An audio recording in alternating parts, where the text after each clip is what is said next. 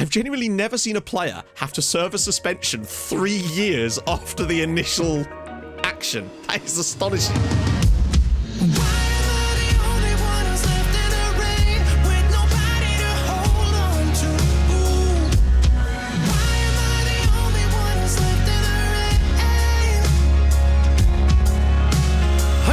And welcome back to another episode of Rebuilding Bolton. If you're still enjoying it, drop a like. That'd be most terrific. Yeah, today we have Real Madrid at home. Nice and easy, probably the most difficult game we've ever played. But second game of the episode is Zenit at home, which is massive, like truly enormous as far as our chances of getting third in the group playing some Europa League football after Christmas. Those are the games we need to concentrate on. However, of course, if we were to get any sneaky points against the Real Madrid or Juventus, particularly in those home games, just nick a draw, that could make a huge difference. Matt, great tackle from the defender. Me, assumes a penalty will be given. Yeah, it do be like that. Kang did a kepper by being refused to be subbed off. Yes, that being said, if there's any player in this team that I would accept that from, it is my man Kang. Although I am worried about that Tim Stas energy. Right, we have actually played a couple of games off camera in the Cup and the League, both against Sheffield United, but I'll bundle those into the off camera games after this. That way it's a bit more joined up. That makes more sense because there's no spoilers here anyway. Well, I'll try not to show anything. I don't think there's anything that can other than maybe you'll see people scoring. Wilson, how is he still suspended? What in the name of God did Kyle Wilson do? He had a 3-match ban. I don't know if there's any way of even me finding this out. I have to find this out. I found it, friends. I have found it. Kyle Wilson received a straight red card in a Champions League game for Chelsea nearly 3 years ago, and he is now on a 3-match ban spell for us. That is unbelievable. I've never seen a player serve a suspension 3 years later. So yeah, we're going to be without Kyle Wilson for a little bit. He will miss in the next game too. Cheers, Kyle. We're going to bring Garces in. He probably elbowed someone in the head, let's face it. But as for the rest of the team, I'm happy to go with that for now. We've got options off the bench. Obviously, Wilson can't be on the bench. So we'll bring Carlos Mesa in there. But everybody else, I'm okay with that, I'd say. Oh, as you'll see, I built a second version of the tactic that has pass into space, work ball into the box, and attacking as the options. I've been testing it out, and I do like it. However, I feel like against Real Madrid today, we can't really afford to do that. Although, we'll see. We'll try it during the game if it starts to go like that. I mean, make no mistake about that, really. Erdegaard, Christopher, Novakovic, that's the guy I showed you a few years ago. The guy that nearly signed for us. Alexander Isak, expect him to score about 7 against me. He always does. And I'm still tempted to maybe try out the other approach in this game, were it to be sort of on the line a little bit. But we saw how well they did against Zenit, and we saw how well we did against Juventus. I'm not hopeful for what our chances are like today. Nicky Murray bringing it down this right-hand side, though. Nice to see him stretching those legs. He's done okay to start the season. He has a couple of off games like that position always does. But, he's got a goal. He's got a couple of assists already. It's good signs. Right, this is the danger. When they get the ball out on this side, that's where the problems could come here. Novakovic, he's very good. Just make sure you block it. There we go. Oh, great tackle from, well, actually not a bad tackle from Garces. Good defending, cleared our lines. We've made it half an hour in this game, and we're the only team that have had a shot so far. Hey, there's the first Real Madrid shot. This is surprisingly, stagnant from them from an attacking standpoint. Kimi gets the ball. Here we go. I've put it on pass into space because we're getting none of the ball. We may as well just try and get some balls for Kim. Well played, Kimi. Christensen gets the header on target against Courtois. Wow, we're doing okay. Annoyingly, Juventus are also doing okay. Sorry, Zenit are doing okay in their game. We've limited Real Madrid to 0.8. What on earth was that first half? They're fouling us quite a bit too, though, so there might be a chance for a free kick for us, maybe. Well, I mean, if we somehow nicked a 0-0 by keeping this game absolutely dead boring, then that would be a fantastic result for us, quite frankly. A 0-0 against Real Madrid, I'll bite your hand off. Juventus are winning. Massive goal there. Oh no, Kimi's hurt himself. What's the injury? Oh, God. Made a couple of subs. Real Madrid have still barely had a chance in this game, which means they're probably going to get just one little opportunity and take it. But we've done a bloody good job so far of just packing this area of the pitch and just trying to prevent... There we go. Great work again from Murray. It's actually nuts to get 70 minutes into this match and still be 0-0. Colombo, ball whipped in. Hernandez with the header, and it's a good header. We are 10 minutes away from a draw against Real Madrid at home, albeit a boring 0-0. But we've limited them so much. Oh, Hernandez is in. Oh, well blocked. Stas. Nah, I mean, to be fair, half the time I just expect penalties to be given for those half the time because they just seem to be most of the time. Colombo. Ball around the side for Kang. Oh no! What a chance! He had the opportunity to give us a win against Real Madrid there and he's missed it. That was an unbelievable pass, and Kang in that position is usually so lethal. It was very nearly Bolton 1, Real Madrid 0. Imagine if we'd beaten Real Madrid. We just have to make sure that we don't lose now. Because it would be so gut-wrenching considering how well we've played, and we actually are. You shitting me? Well, it's Real Madrid, isn't it? I suppose we didn't expect to, but Christ on a bike. You just can't. We've limited them to literally nothing the entire match. We miss our big chance, and then who else but Alexander Isak just forces the defender out the way and puts it in the back of the net for 1-0 Real. That feels so unbelievably harsh on the lads. They played so well for 90 minutes, basically. And then to see it just drip away at the final moments like that. Bolton Wanderers 0, Real Madrid 1. We were so close to a historic moment. You'll see that was Kang's chance. They then scored their goal. They had another chance that we didn't see straight after that. And yes, okay, they just about nicked it towards the end there, but we were so good defensively in that game up until the... I feel like they've been done dirty a bit here with some of these ratings. They're Real Madrid. Like, we only lost 1-0 and kept them really quiet. Had our moments, and Kang very nearly could have won it, and I feel like if he puts that in, maybe... I mean, obviously we get the draw probably, but I don't know. Oh, frustrating as hell. Right, a couple of games off camera, back for Zenit in the big one. At least Zenit lost 2. Right then, guys, we're back. Now, obviously, the games you're about to see, 2 of them were before the last game we played, but you get the gist. So, we beat Sheffield United in the League Cup. Pombo with the assist here, whipping it across to Porteous, who just takes a little pot shot. First goal for the club for over 2 years for Guy Porteous, so that was nice to see. And it was a heavily rotated side. We went out and tried that approach that we were doing before, got a bit fortuitous with the ball, where the ball breaks across, but there was Hernandez to score his first goal for Bolton in the Cup. Nice to see him grab one. 2-0 to us. Quite an even game for many respects, but we got the result, which is good. Play Watford in the next round.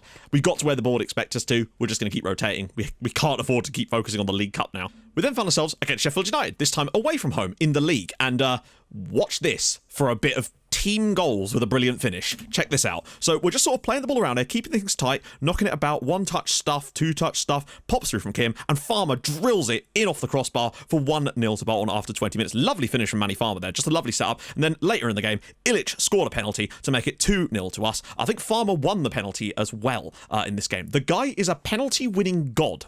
Genuinely, most of the penalties we win are won by Manny Farmer. It's something I've only just started to notice, but it's actually ridiculous. If he was in FPL, he'd be getting so many of those assists. Next up, we were away at Chelsea. We conceded a penalty early on, one of those borderline ones that I'm not entirely sure about, where they just seem to win the ball, but it is what it is. And then almost immediately after that, we just get a bit confused here. Loads of space for Silva. It was 2-0 to Chelsea. At that point, I then switched to that other approach we've been working on, and we got a lot better. We then won a penalty of our own through Farmer, which Kim was able to dispatch for us to get us back in it, but it wasn't quite enough. That being said, we still played quite well and had some opportunities in this game, in spite of that. So it was only a narrow defeat to them, and they are top of the league, I suppose. And we then hosted Brighton in the next game. Farmer won a penalty. Kim dispatched it for 1-0, and we were able to hang on in this one. Brighton had some chances towards the end of this game, but I think a draw would have been probably a fairer result in this game. But for Kim to dispatch those and Farmer to win it, I'll take that. I do find it annoying that players don't get a little bump in like rating for winning penalties, but that's what it is. So all in all, though, 4th in the league. 18 points on the board after 9 games. I can hardly complain. 5 wins out of 9, 3 draws, 1 defeat against Chelsea, who are top of the league. Kim is top scorer with 8. However, although before that last game, you'll see, this is Alessandro Di Lorenzo, the guy I told you about in pre-season that I nearly signed, but at the time, it didn't make a lot of sense to do that because he would have had to have started for us because look at him, and we had Kim. So I didn't feel like it would have been the right choice for us at the time to sign a player like this. But you can see, like I said, Brighton will do well because of him. He's got 7 goals in 6 Premier League starts. The guy is ridiculously good. That 6'5" frame and everything else that goes with him, he's a very good player. And had Kim gone to Chelsea, had they triggered that clause, the first thing I would have done would have been triggered this guy and got him for like £40 million because it would have been a very good deal for us at the time. But nevertheless, that's him. Someone said they wanted to see him, so there he is. And you can see he's doing very well. Today, though, we play Zenit. This is huge. At home against Zenit, we've actually showed a bit in the Champions League. Like, against Juventus, I don't think we were bad enough to perhaps lose 3-0. Against Real Madrid, I think we were extremely unlucky to lose at all. And today, it's Zenit. You never know. Also, just a total side note, our under-19s beat Real Madrid 3-2, which is outrageous. So I'm pleased with that. And the Valencia manager is unhappy about me not playing Juan Candela. That's not the weird thing. The weird thing is that the Valencia manager is Chris Smalling. What? Like, we're rotating as best we can, but we're losing more players. Christensen's also now gone down injured. He went down injured before the last game. So he's been missing, and he's going to be missing for at least another couple of weeks. So Colombo's been kind of just thrown into the deep end, so to speak. Wilson, of course, still suspended from that thing he did 3 years ago. Jesus Christ, Kyle. But Gar says we'll come in for him. And those of you that missed the analysis video, we found out that Garces is actually way better statistically than we thought he was. So I'm willing to give him as like my first choice option here at the moment. Although Mesa definitely is in the conversation too. DePestra, sadly, Johnny Depp, just not really here anymore. I'm going to put Hung on the bench instead of Wilson. Candela's just coming back to fitness as well. So I don't know what Chris is talking about. Although Kang, also, who rested for the last game, can come back in now, which is nice as well. We're just having to rotate where and when we can. Although that's been kind of kiboshed a little bit by the fact that without Christensen, without Ivanov, it's really made that quite a difficult change because Colombo's basically nailed into that spot now, and Tim Stas is kind of nailed into this spot at the moment. Because I think we were pretty lucky against Brighton to win that game. A draw would have been... I think both teams probably should have scored in that match. A 1-1 draw would have been completely fine because they are a good side. And next up, by the way, in the league, we have Blackburn at home. We could genuinely win another game in a row. Well, not in a row because we lost to Chelsea, but good results, hopefully coming. Victor Lindelöf and Kieran Tierney in the back line here for Zenit. It's an interesting menagerie. Hopefully, we're going to stand on top of Zenit after this game, but we'll have to see. This is looking like it's going to be a direct shot on goal. Well, it's not. It's not. Farmer with a good clearance, but it's not a good clearance at all because Coley is going to be able to get on the end of this, and it's flicked away by Kang. We're just trying to keep the ball patiently close to us, get the ball in these situations, and look for that run of Kim. When he makes it, bloody hell, they've all just tried to destroy him there. Murray, Kim! Oh, what a finish it is. After just 2 minutes, Kim with his 9th goal of the season. Like, I know that Italian guy, and I know there's probably people thinking, you probably should have just signed him, but I just don't think we needed him when we had Kim. Kim, to me, has the ability to become an absolute club legend. Look at that, the double tackle on him there, but look at this lovely ball through from Nicky Murray. Yet another assist, but it's a great finish from Kim. Keeper could do a bit better with that, but we already have the lead inside 2 minutes, and Kimmy scores his 9th of the year. Because I think he's got Norman Millington potential. Genuinely. He might be the best striker we've had in a rebuilding save since the very first one, back in 2015. And he's through again. Kim, great first touch. He's going to have to do a bit of more playmaking stuff here. Goes for Colombo. Kang, unless there's a return pass. Colombo with the strike, and Kim can't get to the rebound there, but it was very nearly 2-0 to Bolton after just 5 minutes. Opening 20 minutes of this game has been all Bolton. No shots yet for Zenit. We've had about 8 or 9 already, and probably could be 2-0 up. Kang. Space as well. Oh, he's gone for Colombo again. He is finding acres here. Whips it through again, and Kang with the block. Farmer on the rebound, and he goes for goal. It's blocked and it's put over the line by Kim, and it is now 2-0 to Bolton, and that has been coming for the past 20 minutes. Kim's even able to do some physics-defying moves in the middle of the pitch there, and I think this approach, definitely against teams that are in theory weaker than us, seems to create a lot of opportunities. Great ball again from Colombo across. Initial first strike. Manny Farmer does well to take it past these two guys to get the shot away. Keeper unfortunately does that thing where they palm it straight back into the play, and Kim slots home again. Kim is just having one of those games today, it feels like. They're able to play the ball into him at speed. He's able to bring it down, drop it off, make the spinning run in behind, and it's perfect. Honestly, I'd quite like a third goal before half-time, just to completely kill the game off and prevent any kind of insane comeback in the second half, because we do still have a bit of issues with that sometimes. Nice little knockdown from Kang as well. He's finding space too. He's made the run in behind now. Kang with the first touch. It's a tough angle for him. He's got to go for goal himself, and that was selfish. He could have slipped that across for Kimmy. Headed clear, and Kim has dropped deep to pick it up, and look at the run. It's Colombo out wide. He has to find him. He does. Colombo, he could just take this guy on, I think. Or at least square him up and provide a bit of space for an overlap, maybe. And there he is, and it's 3-0. Goalkeeper has to have that. Bolton 3, Zenit 0. Kim completes his first half hat-trick inside half an hour. When he's on his day, I think he's one of the best strikers in Europe on his day, and I can see why Chelsea wanted him so badly.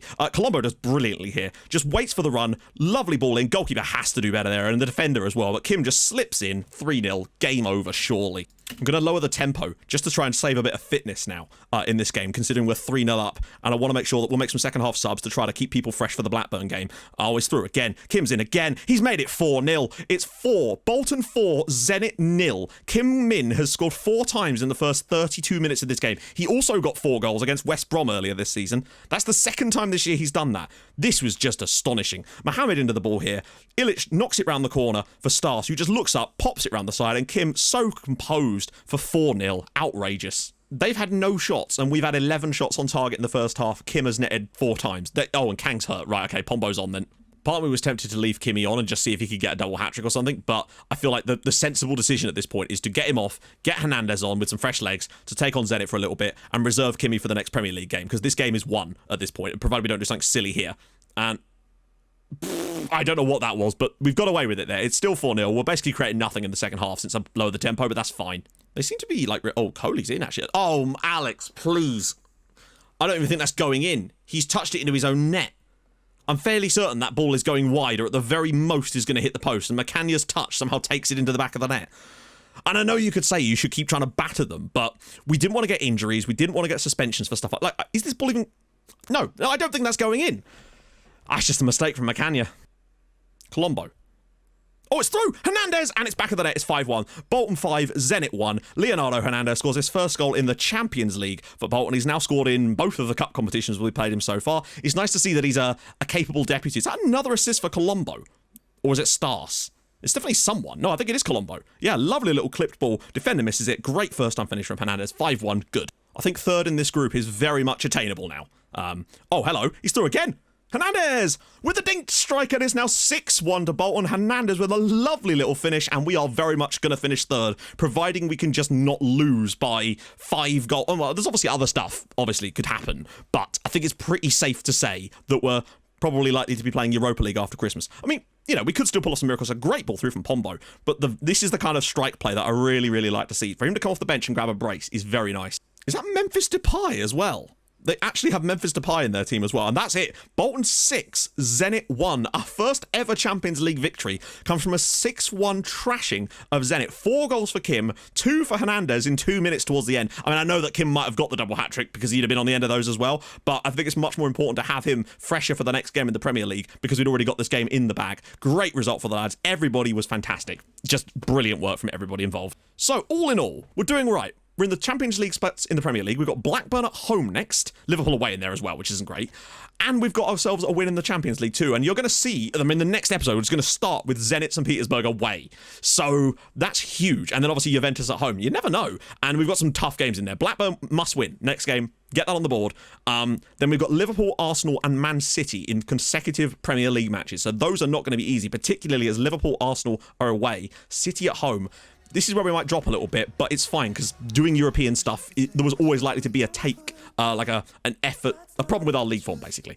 By the way, I've also potentially found another left back or left wing back to add to our squad maybe in January, so that's cool too. Talk more about that next time though. So, if you've enjoyed this, and I hope you have, drop a like. That'd be awesome. If you're new to the channel, subscribe. I stream on Twitch Tuesdays, Thursdays, and Saturdays at 11 AM, so go follow there too, and I'll see you guys tomorrow, as hopefully we can go and perform like that again away at Zenit. I'll see you guys soon. Thank you so much for watching. Hold your gun. Capybara. Bye-bye.